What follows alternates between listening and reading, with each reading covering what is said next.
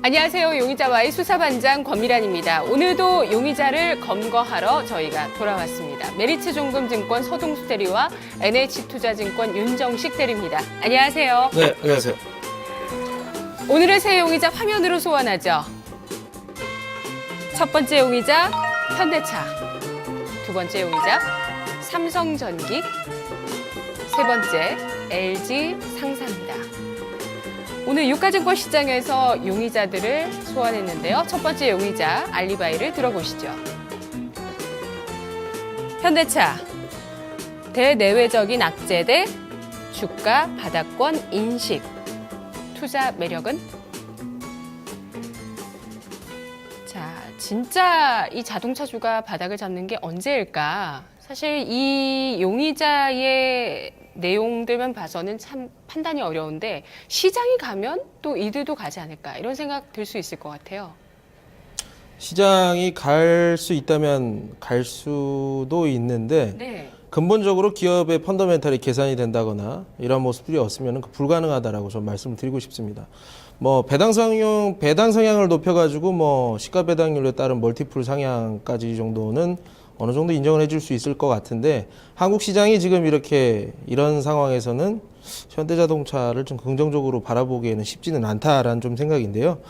최근 들어서 사실 현대차가 이 용의자가 굉장히 좀 안 좋게 바라봤던 시선들은 바로 이제 엔화 약세, 원화가 엔화보다 상대적으로 강하다라는 측면, 가격적 매력이 없다, 가격 경쟁력을 가져가기 힘들다라는 측면, 그리고 이미 지금 글로벌 탑5에 지금 진입을 한 상태입니다. 그런데 앞으로 그 성장을 하려면 앞에 상단에 있는 4개의 업체들을 밀어내야 된다는데 세계적인 수준의 품질력이 올라가 있는 것도 사실이지만 그 친구들을 제끼는 것도 만만치는 않다라는 측면입니다. 지금 그 전 세계 자동차 시장의 중심을 중국으로 보고 있죠. 중국으로 보고 있는데 중국 내에서 한 3위권 안에 현대, 기아 합쳐서 폭스바겐하고 GM에 이어서 3위권 안에 2등, 3등을 계속 이렇게 왔다 갔다 하는 모습들을 보여주면서 현대차가 진짜 글로벌 탑3 안에 들어갈 수도 있다라는 생각을 좀 했었는데요. 네. 이번 1분기 물론 좀 신차 모멘텀이 좀 못하기는 했었습니다만 포드가 이 현대차를 밀어내고 그 MSL을 지금 늘려가고 있는 상황을 봤을 때 상당히 좀 주가가 여기서 올라가기는 만만치 않아 보인다라는 생각이 좀 많이 듭니다. 그래서 업사이드가 좀 만만치 않다라고 좀 보여지고요. 월봉을 한번 보실까요? 회사가 사세를 성장을 많이 했습니다. 사세 성장을 많이 했고 최근 들어서 엔화 약세가 원화 약세보다 더 심하게 두드러지면서 이렇게 많이 미끄러졌었고 최근 들어서는 신차 모멘텀이 없었다라는 측면. 물론 지금 며칠 전에 투싼이 이제 좀 있으면 정식으로 발매가 돼서 좀 기대감이 있는 것은 사실인데 아반떼도 나온다고 하더라고요. 예, 아반떼도 이제 네. 9월까지 기다려야 되는 상황이기 때문에 네. 이번 최근에 들어서 잠시 원화가 엔화보다 약세되는 모습들을 한 일주일 동안 보여주긴 했었습니다. 최근 들어서 일본 엔화의 흐름이 좀 더 긍정적으로 좀 흘러가고 있는 모습들이 좀 현대차한테 좀 기대감을 불러일으키기에는 만만치는 않아 보인다라는 측면. 이제 중국 MS를 확보하고 원화 약세가 지속적으로 좀 엔화 대비해서 좀 좋은 환경들이 계속 좀 지속이 되면서 신차 모멘텀까지 됐을 때 트레이딩 관점에서는 좀 접근할 수 있어도 다 똑같습니다. 투자자들이 보고 이 종목 진짜 좋은데라는 느낌이 좀 없죠. 그렇기 때문에 제가 봤을 땐 쉽지는 않아 보인다. 트레이딩 관점에서만 붙는 게 맞다라고 보여집니다. 네, 윤정식 대리님, 아직까지는 이들이 갈 만한 단서를 봤을 때 좀 애써 그 단서를 붙인다는 생각이 들기도 하고요. 그런 좀 느낌? 예. 그리고 또 이제 신차 모멘텀도 얘기들을 시장에서는 하는데 이건 역시도 또 시간 텀이 있다는 것, 이런 부분들이 조금 부담이 되고 있어요. 그래서 앞서서는 위험 의견, 다 만만치가 않다, 이런 결론이 나왔는데 윤 대리님은 어떤 단서를 보셨나요? 네, 저도 사실 단서는 좀 다르지만 결론부터 말씀드리면 저도 위험으로 분류를 했고요. 트레이딩 관점 정도만 가능하다라고 보여집니다. 그 이유를 본다면은 가장 결정적인 건 환율인 것 같습니다. 현대차의 품질이 압도적으로 좋은 건 아닙니다. 나쁜 품질이라는 게 아니라 이제 글로벌 1위부터 5위까지는 품질이 대부분 좀 비슷하다고 보시면 될 것 같고요. 가격 대비 성능 뭐 얼추 비슷합니다. 현대차가 조금 안 좋았던 부분들은 연비가 조금 강하지 못했다. 뭐 초고장력 강판이라는 그런 자동차 강판을 사용을 하면서 연비에 있어서는 조금 단점이 있었다라는 부분이 있었지만 뭐 지금 같은 저유가 환경에서는 연비에 대한 부분이 차량의 판매 같은 부분에 크게 영향을 미치지 않는다고 봤을 때는 뭐 대부분이 환율 영향인 거라고 이렇게 판단이 됩니다. 지금 환율이 약세가 뭐 지속이 되고 있는 곳이 일본이 지속적으로 엔화가 약세가 되고 있고요. 그리고 유로화는 약세의 속도가 굉장히 좀 빨라지고 있습니다. 굉장히 가파르게 떨어지고 있는데요. 원화도 약세 환경은 맞지만 엔화와 유로화의 약세 속도가 훨씬 더 빨랐기 때문에 뭐 일본에 있는 도요타라든지 혼다 그리고 유럽에 있는 이제 글로벌리한 그런 뭐 자동차 메이커들이 굉장히 저환율에 대한 그런 가격 메리트를 가지고 미국에서 점유율을 늘려가고 있습니다. 자동차 가격 자체가 워낙 싸기 때문에 거기서 가격적인 메리트가 발생을 하게 됐고요. 뭐 그렇게 따진다면 현대차는 환율에 대한 메리트는 보지 못했지만 차량 판매를 어느 정도 유지하기 위해서는 인센티브를 많이 주게 되는, 그러니까 자동차 딜러들에게 인센티브를 많이 주기 때문에 그런 뭐 인센티브가 급증을 했고요. 뭐 루블화도 또 약세가 되고 있습니다. 이 부분은 뭐 엔화라든지 뭐 유로화의 그런 약세가 아니라 러시아 경제 자체가 좀 안 좋았기 때문에 루블화가 약세가 되는데 러시아에서의 수출에 대한 우려가 아니라 이거는 러시아 자체에 파는, 그러니까 대당 얼마 이 몇 루블 이렇게 환율이 나와 있을 텐데 그 루블화가 약세가 됐기 때문에 대당 팔게 되는 러시아로부터 나오는 그런 이익이 감소했다라고 보시면 될 것 같습니다. 전체적으로 이런 뭐 환율에 대한 악재 속에서 뭐 재고가 많이 쌓여 있었고요. 이 재고를 털기 위해서 또 인센티브를 더 주게 됩니다. 그래서 재고에 대한 부담률이 당연히 있고요. 그리고 공장 가동률도 당연히 재고가 쌓여감에 따라서 하락을 하고 있기 때문에 이 환율에 대해서 원화가 추가적으로 더 약세를 가기는 쉽지 않은 환경이다. 하지만 유로화는 특히 더 약세가 될 가능성이 있고요. 엔화는 여기서 강세로 갈 가능성이 거의 없기 때문에 환율에 대한 지속적인 피해가 어느 정도 될 수 있다라고 보여집니다. 분명히 지금 가격은 뭐 바닥권은 맞다라고 판단이 들고요. 가격적인 메리트도 있다라는 판단이 들지만 이런 환율에 대한 메리트가 뭐 거의 없어졌고 피해만 거의 가득한 상황 속에서 뭐 현대차는 트레이딩 관점으로 약간 위험으로 놓는 게 맞다라는 그런 판단입니다. 네, 현대차의 수사 결과 정리하겠습니다. 자, 현대차 2011년도 코스피 2200 시대의 주역이었습니다. 그때 고점을 기록하고 2012년도에 다시 한번 고점을 터치한 이후에 특히 지난해와 올해까지 계속된 부진을 겪고 있는 용의자인데요. 자, 앞으로 현대차를 끌어올릴 만한 단서들이 있을 것인가?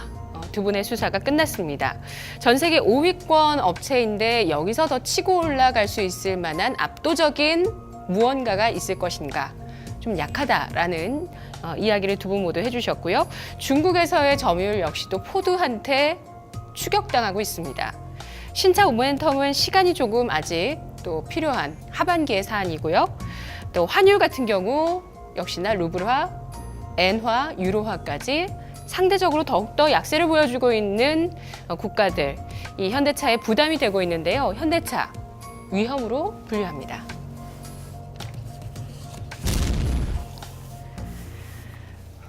네, 매수를 고려해 볼 만한 용의자 어디 없을까요? 두 번째 용의자 보시죠. 삼성전기입니다. 그가 말하는 알리바이는 갤럭시 S6 출시, 실적 증가가 주가 이끌 것.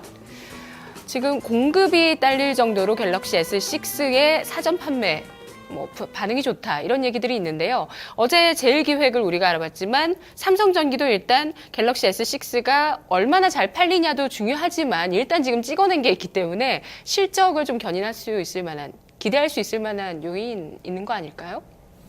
네, 뭐 삼성전기 갤럭시 S5 때문에 상당히 고생을 했었죠. 네. 모든 부품 밸류 체인들이 뭐 가동률이 50% 이하로 떨어지는 그런 구간을 겪다가 S6라는 이제 최첨단 삼성전자의 최신 변기가 지금 나왔는데 네. 최근 들어서 뭐 엣지의 수요가 생각보다 너무 높아서 엣지 그 곡면 디스플레이 수율이 안 나오고 그리고 최근에 출고가가 나왔는데 뭐 80만 원 초반선부터 해서 뭐 100만 원까지 이렇게 나오는데 뭐 ASP가 좀 줄어든다, 매출 자체가 좀 줄어들 수 있는 가닥이 있다. 그리고 곡면 디스플레이를 적용한 엣지가 높아지게 되면 영업 마진이 좀 떨어지는 것이 네. 아니냐, 이러한 좀 의심들이 많았기 때문에 뭐 조금 뭐 조정을 받았었는데요. 뭐 제가 확인한 바로는 그런 부분은 좀 없는 걸로 알고 있고, 뭐 그렇게까지 기운가요? 근데 물론 열어봐야 알겠지만 네. 일단은 아직은 뭐 기우라고 보시면 될 것 같고요.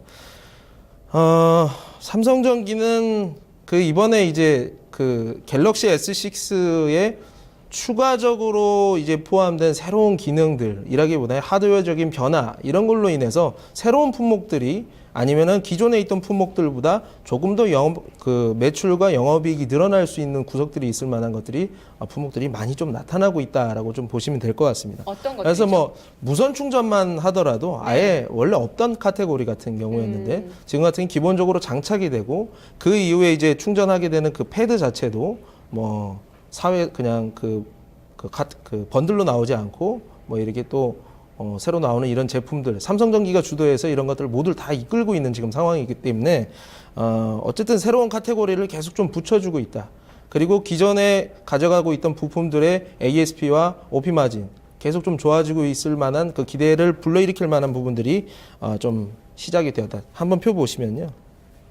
작년에 갤럭시 S5로 인해서 삼성전기의 실적이 굉장히 얼마나 안 좋아졌는지 확인을 하실 수가 있을 겁니다. 특히나 그 4Q, 지난해 4Q 같은 경우는 영업이익이 엄청나게 떨어졌었죠. 그렇지만 이번 1분기 파란 요 박스 안으로 지금 보여주는 이 가운데 이 부분이 영업이익인데요. 모든 부분에서 상당히 많은 좀 개선이 이루어질 것이다라고 우리가 기대를 지금 하고 있는 것이 사실입니다. 주가도 많이 올랐죠. 예, 많이 올랐죠. 많이 올랐지만 일단 지금 성장할 수 있는 제2의 성장을 할 수 있는 모멘텀이 시작됐다고 저는 보고 있고요. 그리고 더욱 중요한 것은 이런 무선 충전 카테고리가 생기게 되면 전 세계 모든 핸드셋 업체들이 이런 걸로 좀 달려들게 될 것이다. 물론 삼성전기의 물량을 다른 뭐 중국 로컬 업체라든가 이런 쪽으로 나가는 건 삼성전자가 원하지는 않겠습니다만 이러한 것들이 좀 모멘텀으로 작용을 할 수가 있다. 그리고 애플워치도 오늘 뭐 이제 오늘 밤 그러니까 현지에서는 미국 현지에서는 애플워치가 나오게 되는데 이런 신 IT 디바이스 카테고리가 생기게 되면 만약에 또 많이 팔린다고 생각해 보십시오. 그러면 갤럭시 S 기어도 좀 팔릴 수도 있어요. 카테고리가 생기는 효과가 나올 수 있습니다. 그렇기 때문에 이러한 IT 디바이스들의 웨어러블 PC들의 새로운 등장으로 인해서 삼성전기가 조금 더 매출 믹스를 다변화시킬 수 있는 가능성이 있지 않겠느냐. 이러한 기대감이 지금 반영이 되고 있다라고 보시면 될 것 같습니다. 아이워치나 갤럭시 기어를 살까요? 아이패드도 사실 처음에 네. 5년 전에 나왔을 때에는 별로 쓸모없는 디바이스의 출현이라고 보시는 분들도 상당히 많았어요. 그리고 뭐 이제 사람들이 많이 보고 내가 보기엔 별론데 이런 건 별로 중요하지 않거든요. 결론적으로 얼마나 팔렸느냐, 얼마나 예약이 됐냐. 네. 신 카테고리를 형성시킨 게 애플입니다. 그렇기 때문에 애플이 하기 때문에 물론 뭐 CEO가 바뀌긴 했습니다만 그러면 애플 아이워치를 사지 그걸 사람들이 산다고 나는 그럼 삼성을 하긴 근데 이거 아이패드도 이것도 마찬가지였어요. 삼성 거 삼성전자는 사긴 사요 사람들이. 대표적인 더 많이 사. 패스트 팔로워입니다. 네네. 애플의 아이폰이 나왔을 때는 누구도 만들지 못할 것처럼 생각했지만 아주 살짝이 바꿔서 만들어서 애플을 추월을 한 게 삼성전자예요. 그렇기 때문에 네. 그런 공식은 다시 한번 기대를 해봐도 된다라고 전 보고 있습니다. 네. 삼성전기 다양한 IT 디바이스 카테고리 갤럭시 S6를 통해서 만들어 나가고 있다는 측면 주목을 해주셨고 석방 의견이신 거죠? 네, 맞습니다. 윤정식 대리님 어떻게 보시죠? 네, 뭐 삼성전기가 최근 들어서 주가가 상당히 많이 올랐습니다. 오른 이유는 뭐 당연히 갤럭시 S6의 모멘텀이었고요. 갤럭시 S5 때문에 실적이 악화가 됐다가 이제 갤럭시 S6로 인해서 이제 주가가 많이 올라가는 그런 모습입니다. 분명히 1Q에는 카메라 부분에 있어서 큰 폭의 성장이 이루어질 거고요. 이 부분은 당연합니다. 뭐 확실한 부분이고 최근 8분기 중에서도 최고 실적이 나올 겁니다. 여기까지는 굉장히 긍정적인 요인입니다. 그리고 또 한 가지 말씀을 드린다면 삼성전기는 뭐 다른 휴대폰 여타 부품들을 많이 하고 있지만 가장 마진을 많이 남기는 부분은 휴대폰 카메라 부분, 지금 갤럭시 S6 기준으로 말씀드린다면 후면부 카메라 1600만 화소의 카메라에 대해서 삼성전기가 납품을 하고 있는데 이 부분에 대한 매출이 많이 나올 것이기 때문에 실적이 좋아지는 거는 뭐 맞습니다. 그리고 갤럭시 S6에 대한 매출 자체도 6천만 대 이상이 뭐 확실시 되고 있기 때문에 실적이 좋아질 건데요. 뭐 굉장히 좋았습니다. 그리고 지금 또 그림 하나 보여드린다면 삼성전자의 하이엔드급 스마트폰 출하량에 대한 표를 하나 보여드리겠는데 1분기에는 뭐 출시가 되었으니까 물량이 당연히 나오고요. 그리고 지금까지 갤럭시 S 시리즈가 그랬던 것처럼 2분기에 가장 많은 휴대폰이 출하가 됩니다. 3분기, 4분기로 가면서 조금씩 줄어들고 있고요. 이렇게 본다면 2분기가 주가가 가장 피크를 칠 가능성이 높다라고 판단이 되지만 여기서부터는 한 가지의 문제점이 있습니다. 이 부품에 대한 단가 인하에 대한 우려가 남아있다고 보시면 될 것 같은데요. 이 부분이 아직 해소가 되지 않았습니다. 보통 단가에 대한 부분들은 처음에 계약을 할 때 어느 정도까지는 이 가격에 하겠다라고 계약을 하고요. 그 다음에 초도 물량이 나옵니다. 그리고 시간이 지나면서 그 부품에 대한 수율이 올라가게 되는데요. 수율이 올라가고 나서 초도 물량이 나오고 나서 그 다음에 단가 인하가 들어가게 되는데요.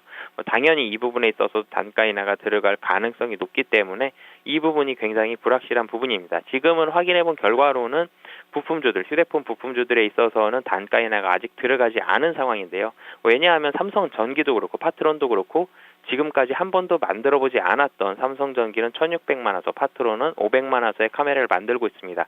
당연히 처음 만들기 때문에 수율은 평상시보다 많이 떨어져 있는 상황이고요. 여기서는 단가 인하가 들어가지 않았는데요. 하지만 2분기에는 확인을 좀 해봐야 될 것 같습니다. 추가적으로 나오는 그런 1차적인 계약이 끝나서 2차적으로 계약이 들어갈 때의 단가 인하에 대한 압력은 당연히 있을 것인데 얼마가 인하가 되는지 그 부분에 대한 확인이 좀 필요할 것 같아서 분명히 1분기 실적은 좋지만 2분기에 대한 불확실성이 남아있기 때문에 저는 분류는 위험으로 하도록 하겠습니다. 네, 삼성전기 수사 결과 정리하겠습니다. 삼성전기의 주가 지난해 10월 39,000원대 후반에서 저점을 찍고 오늘 76,000원대까지 90% 현재 주가가 상승한 모습인데요.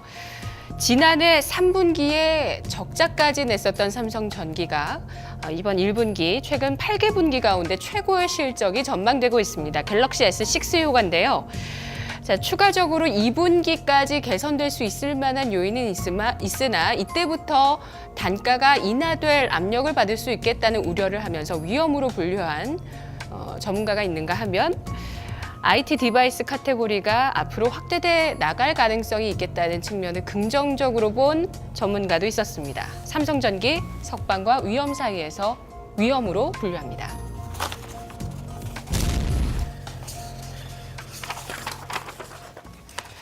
세 번째 용의자 LG 상사, 그가 말하는 알리바이. 물류 사업 시너지로 본격 턴어라운드, 기간 조정 마무리 국면이다. 네. M&A 때문에, 범한 판토스 때문에 한때 좀 떠들썩했었고요. 최근 말이 없었어요. 어땠습니까? 이거 저번에도 한번 했던 것 같거든요. 그때도 제가 굉장히 부정적으로 말씀드렸었는데 변한 건 없습니다. 그 회사가 산업재 소재를 하는 회사인데 이거는 좀 아닌 것 같습니다. 제 생각에는. 그래서 항상 모든 이제 투자자들이 접근을 할 때 탑다운으로 접근이 불가하다는 측면에서 조금 저는 부정적으로 보고요. 하다못해 이제 소재 산업재가 늘어날 수 있을 만한 나라는 중국인데 중국에서의 뭔가 의미 있는 MS를 가져갈 수 있는 정치적 역량이라든가 뭐 아무것도 가지고 있지 않다라고 좀 보시면 될 것 같습니다. 소재 산업재를 왜 생각해야 되는 거죠? 물류업체인데? 물류는 기본적으로 거기에 들어가는 것들이 이제 자기네들 이제 수직 계열을 시켜가지고 좀 마진 확대를 하기 위해서 좀 인수를 한 걸로 좀 보여지고요. 일단 결국에는 광구 개발이라든가 아니면 뭐 여러 가지 기본적으로 하는 그 상사업체들이 하는 업체들을 제일 많이 하고 있는 회사 중에 하나거든요. 철광석 뭐 이런 것들요. 네. 이름만 들어도 별로 사고 싶지 않은 것들. 네. 그래서 그 회사 사업 보고서를 봐서 그 주요 매크로 지표 너무 많이 쌓아야 돼요. 그 마진 트레이딩을 어디선가 다 하겠다는 얘기인데 지금 마진 트레이딩을 할 수 있는 그런 시대가 아닙니다. 뭐 미국의 뭐 연락을 하려면 비둘기를 날려가지고 뭐 2주 만에 뭐 다 가지고 그동안 뭐 가격 변동이 생겨가지고 뭐 이런 차익 거래 자체가 마진 트레이딩이 불가능하다. 만약에 그게 가능하고 그게 회사 포지션이 그게 가능한 회사라고 한다면 영업이익이 제대로 나와야 되겠죠? 한번 그림 한번 보실까요? 성장의 부재. 지난 4년 동안 매출의 상승, 이렇다 할 상승을 전혀 보여주지 못하고 있는 상황. 영업이익 보시면 이거 지금 1%입니다. 1%. CMA 금리가 1.9%, 2% 합니다. CMA 넣는 게 나아요. 이건. 또 허무하게 만드시네요. 또. 네네. 아니, 이건 대학 네. 지금 투자 동아리 친구들한테 이거를 보여줘서 너 이 사업 할 거니 했을 때 절대 안 합니다. 이게 그 재무 모델 중에서 사업을 해야 되느냐 말아야 되느냐 그 결정으로 갔을 때 이건 하면 안 된다고. 그래서 범한 판토스 인수했잖아요. 아니, 그거 지금 물류업체. 제가 항상 네. 말하지만 경제는 블록화가 되고 있습니다. 그리고 우리가 생각하는 옛날처럼 그 자원의 이동이 그렇게 활발하게 이루어지지 않는다는 거죠. 근데 온라인화 뭐 되면서 모든 것들 온라인으로 주문하면서 물류 많이 이동하잖아요. 물류가 네. 아니 지금 여기는 벌크가 움직여야 된답니다. 벌크가 범한 움직여야 판토스? 됩니다. 예, 여기는 네네. 벌크가 움직여야 되는 회사거든요. 아, 네. 그러니까 정 안 되니까 그것도 우리 걸로 해가지고 해보겠다 그건데 지금 좀 시대하고 역행하는 좀 트렌드가 아닌가. 적어도 우리 경제는 지금 성숙기를 넘어서서 이 뭔가 철강석에 석탄 이런 거 필요가 별로 없는 나라예요. 아니 중국에서 이런 사업을 할 수 있어야 되는데 중국에서 사업을 뭐 적극적으로 할 수 있는 상황도 아니라는 거죠. 그래서 저는 이 철저하게 뭔가 재화와 소비자 간에 그 중간에서 마진 트레이딩을 했던 모든 기업들은 네. 이제 거의 좀 생존하기 어렵다라고 저는 많이 보고 있습니다. 아직 뭐 특정 재화들은 있겠죠, 물론. 하지만 잘 보시면 온라인 지금 매출이 물론 이건 아마존에서 미국의 오프라인 그 판매점들의 매출을 넘어서는 것들이 2년, 3년 전부터 시작되면서 우리나라도 그런 것들이 시작됐다고 하면서 백화점하고 뭐 마트의 매출, 온라인 매출이 지금 넘어서는 상황이 지금 올해부터 벌써 나타나고 있어요. 그래서 이런 대규모 무슨 원자재 소재 같은 걸로 움직이고 하는 것으로 아니 지금 못 하고 있어요. 수익을 못 내고 있어요. 그리고 지금 전 세계적으로 그 경제 주체들이 너무 많은 환율이라든가 이런 것들을 너무 많이 하고 있기 때문에 이 회사 역량으로 그것들을 아주 효율적으로 마진 트레이딩을 한다. 환율 네. 마진 트레이딩 불가능하다고 보고 있습니다. 윤정식 대리님은요? 우선 긍정적인 부분, 부정적인 부분 같이 말씀드리겠는데 우선은 유가 하락이 지속이 되고 있기 때문에 50불 정도에서 보유하고 있는 유전이 있습니다. 오만에 있고요. 그리고 카자흐스탄에 있고 칠레와 콜롬비아 등의 유전 자산을 보유하고 있는데 작년 가을 이후로 유가가 지속적으로 하락을 하면서 유전에 대한 업스트리밍, 그러니까 유전에 대해서 직접적으로 유전이 기름이 나오는 부분 그리고 오일에 대한 트레이딩 부분이 전년 동기 대비해서는 30% 이상 감소를 하여서 이 부분은 감소를 하고 있다라는 부분이 좀 우려감이 있고요.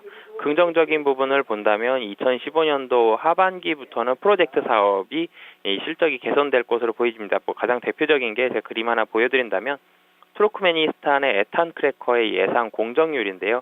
이 공정률이 올라가고는 있습니다. 분명히 올라가고는 있는데 이 본격적으로 올라가는 건 금년이 아니거든요.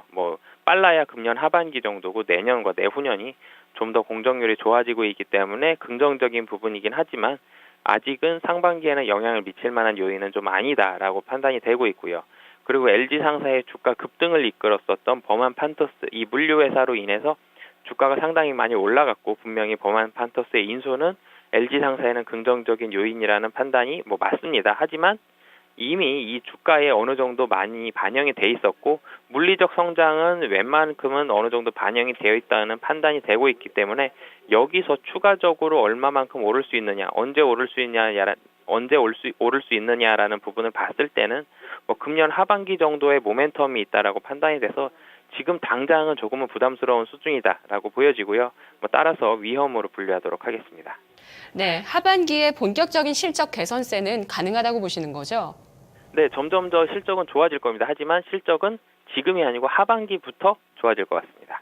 네, LG상사의 수사 결과 정리하겠습니다. LG상사가 하고 있는 비즈니스 모델 자체가 굉장히 매력이 없다.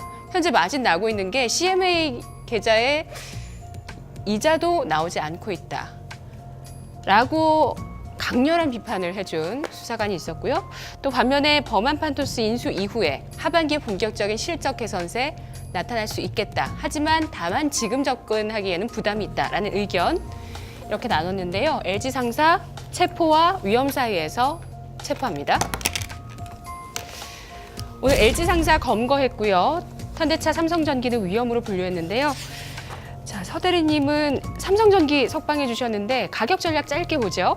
네, 삼성전기 10만 원 목표가 보고 있고요. 매수 가능하다고 지금 보고 있습니다. 그리고 현재가요? 현재가에 매수 가능하다고 보고 있고요. 그리고 손절가는 추세가 단기 추세가 물론 7만 3천 원으로 제시를 해드리고요. LG 상사 저는 잘 됐으면 좋겠습니다. 우리나라 기업이 잘 됐으면 좋겠고요. 건전한 비판 속에서 성장을 위한 기회를 어디선가를 꼭 찾으시길 바랍니다. 네, 윤정식 대리님은 다 위험으로 분류해 주셨죠? 네, 다 위험인데 트레이딩 관점으로 현대차 조금 말씀드리고 싶은데요. 뭐 단기적으로는 가능할 것 같습니다. 뭐 지금 상황에서 박스권 움직이고 있고 박스권 상단 정도인 18만 원 정도는 뭐 가능할 것으로 보여지고요. 뭐 손절 가격 16만 원 정도 잡고 대응을 하신다면 뭐 단기적으로는 관점에서 한 10% 정도는 충분히 가능한 종목이다라는 판단이 듭니다. 네, 요 기자와의 오늘 삼성전기와 현대차의 전략 세워봤습니다. 다음 주 이 시간 다시 돌아오죠.